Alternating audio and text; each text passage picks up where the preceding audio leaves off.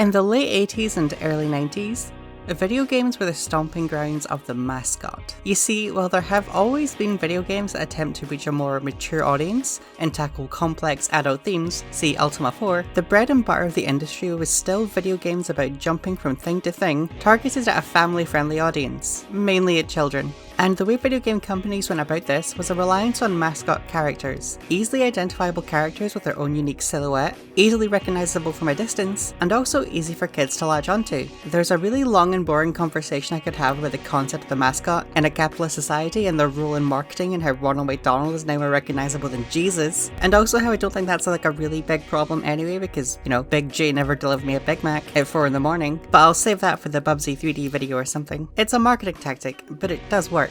Whenever I think about Nintendo, the first thought in my head is a wee plumber. And whenever I think about having to travel to Dundee to inject heroin into my eyeballs, I think of the Megabus nonce. Hyper-mascotization was its thickest in the 90s, with pretty much every company wanting their own mascot they could use to sell a pre-existing brand. See Cool Spot for all you 7-Up fans. These characters were usually either cute and cuddly or cool and full of blast processing, but most definitely tried for the cute and cuddly market.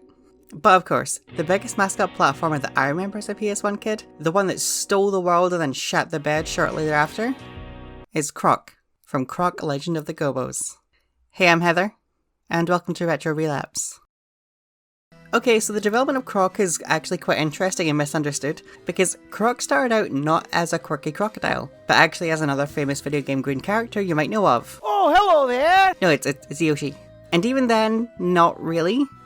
Argonaut Games had a working relationship with Nintendo going back to the days of the Super Nintendo, when they helped develop the Super FX chip. And as a result of this fruitful relationship, Argonaut decided to bet the house on a 3D platformer. One of the first ever at the time of its conception, featuring everyone's favourite dinosaur thing? I don't know, he's no chomper. They approached Nintendo with a shiny new Yoshi game and Nintendo said, nah, we're good.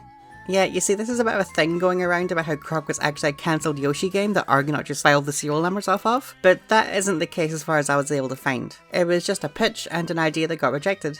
But to their credit, the team did decide to press on with their idea and began full development on a 3D platformer for the Sony PlayStation and Sega Saturn, notably not on the Nintendo 64. Spite is as good a drive as any, I guess. Croc was one of those games that pretty much every kid I knew seemed to have played, or at least have heard of growing up. I got Croc along with my PlayStation in 1997, and I was only 3 years old. I'll never know for sure, my parents can't remember, but Croc might have been the first game I ever played. It was definitely one of the first. And Croc was a mega hit, make no mistake. By the end of its lifespan, Croc sold 3 million copies and managed to spawn a full-blown sequel, as well as a Game Boy spin-off, both of which I had. Obviously I was a bit of a Croc kid, but there were millions of others. But Croc died in the 90s, like Scatman John and American Bipartisanship.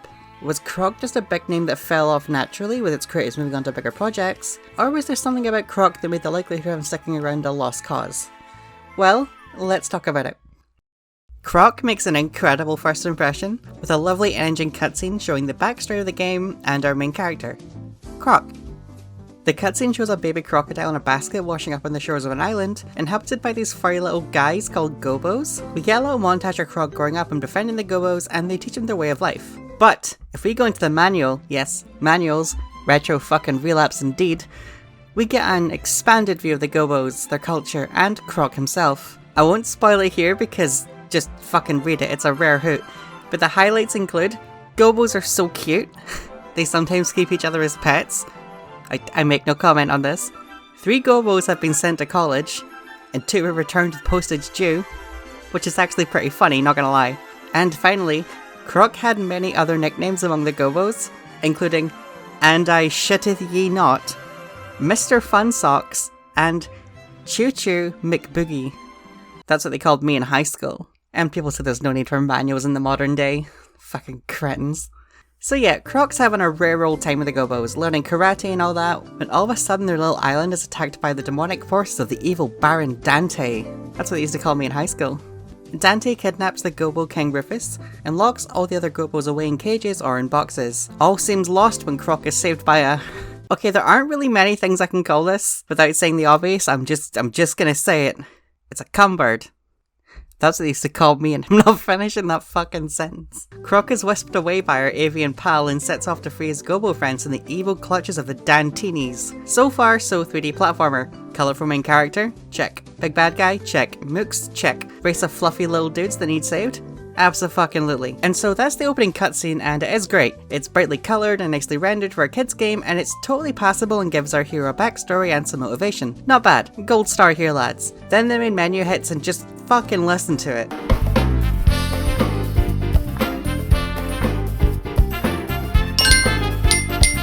The first thing you will notice about Croc Legend of the Gobbos is that it has a fucking incredible soundtrack. Genuinely, as an OST from cover to cover, it's just filled the most viral earworms on the PlayStation. I've used the music from this game in my videos a lot, and I don't intend to stop doing that anytime soon. It's just great, and when we hit start game, we're shown these really cool stage-like screens, and they have some cute names. Hey, that's just like Crash Bandicoot. We hit start in the first level, and we are dropped here.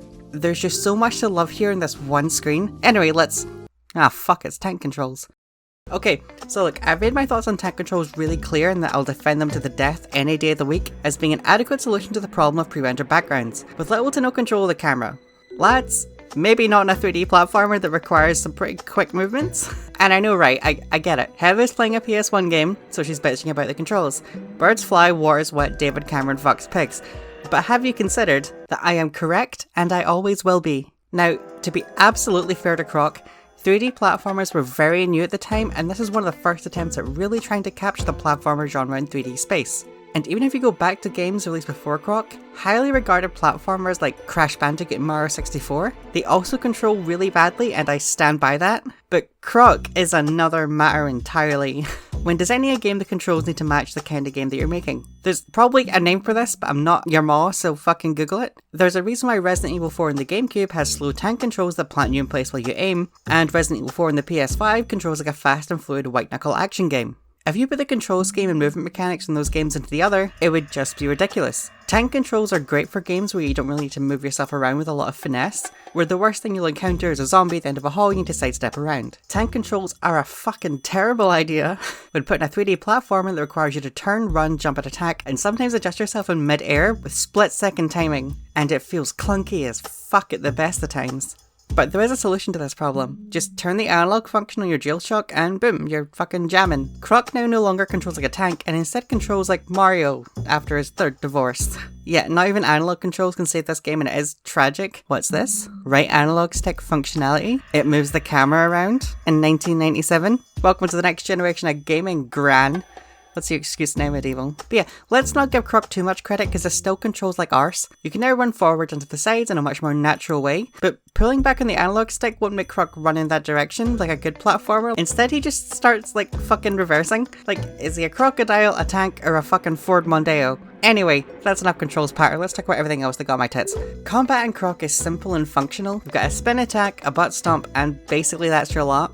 And they're like fine, I guess, for like an early 3D platformer anyway. It's another one of those games that has that pet peeve of mine, where simply touching an enemy will deal damage, rather than you taking damage during an attack animation. But that's a problem with basically the entire history of platforming games, so I'll give Croc a break on that one. And also they respawn because like fuck you, that's why. There are, and I'm gonna need you to imagine the massive air quotes here, boss fights in Croc, and they're your fairly standard platforming affair, but most of them are simply just you running around till the enemy gets tired, you hit them, repeats it more times, and then a bird shits all over you. And to be fair to Croc, I'm not exactly saying the boss fights in Crash 1 or Spyro 1 were Ornstein and Smough, I'm just begging this game to do something interesting. And this is the main problem. Croc has, in all honesty, very little going for it, even though all the trappings are there. It's like really rare that, okay, I say this is rare, but it is the third time I've said this about a PS1 game, so maybe not. It's really rare that a 3D platformer will look this good, sound this good, play so poorly. It's a shame because everything I want in a 3D platformer is there.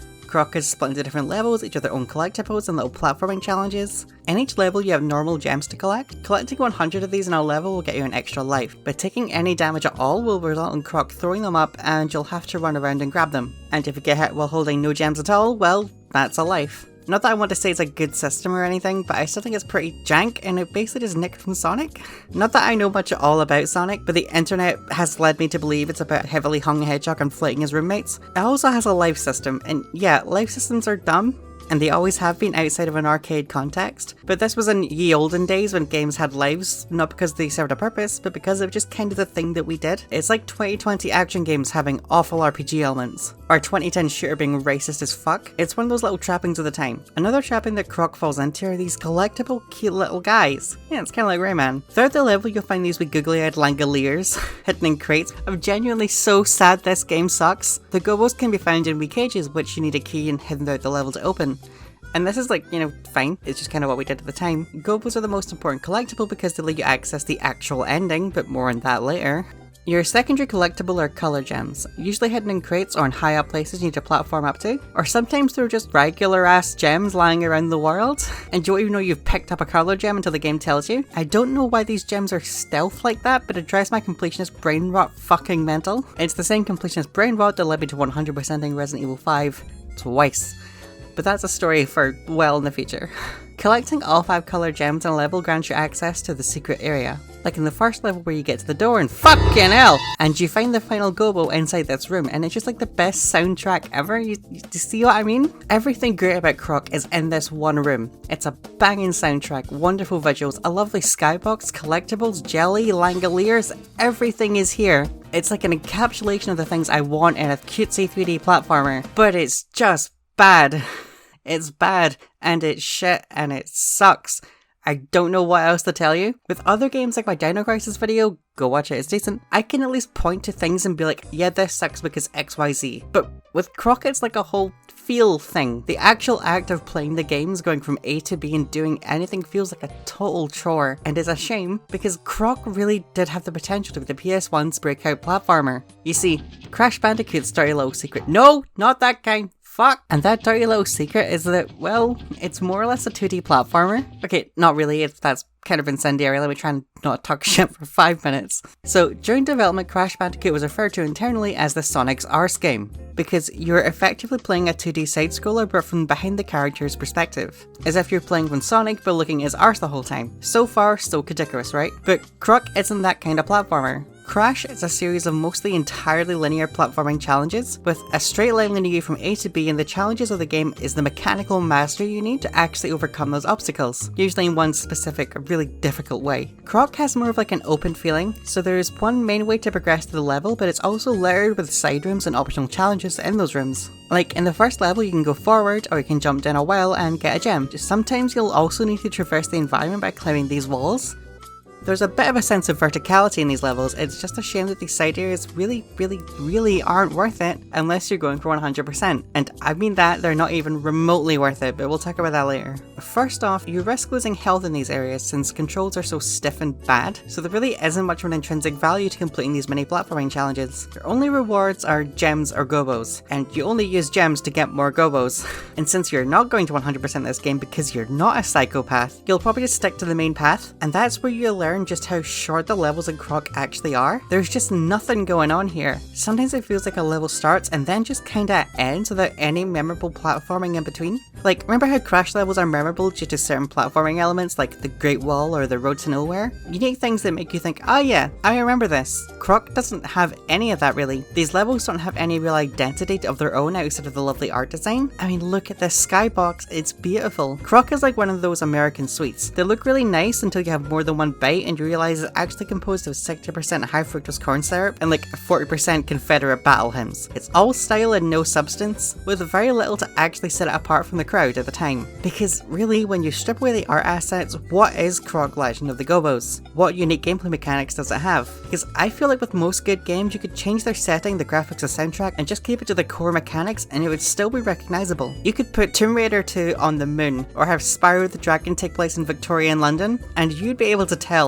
because the gameplay is so integral to those series. Croc doesn't have that. All of its main features are either half-baked or just copied and pasted from other platformers at the time. It's fine to have influences, and it's more than fine to let those influences guide you and wear them on your sleeve, but there's no twist to Croc, no unique spin on the genre. And it doesn't exactly pull off these elements particularly well. There's a ton of audio-visual personality to Croc, and I do love the wee guy, but there are fundamental problems. It controls poorly, it has really dull level design, and there's little motivation to actually explore any of these really bright and colourful levels. Because unless you find every Gobbo, and I mean literally every Gobbo, you're locked out of the true ending in the final boss fight. So of course, I did it. I combed through every level, braving lava, snow, and jank to save every single one of my Gobbos pals. And are you fucking joking? I just watched it on YouTube. It's really not worth the suffering. If you look at these levels and think, yeah, I want to explore every nook and cranny of this, then okay, that's your thing. But I have other things to do with my life. I'm about to spoil the ending, and I say spoil in the loosest possible terms here. So if you're really bothered by the idea of not going into Croc blind, then look away now.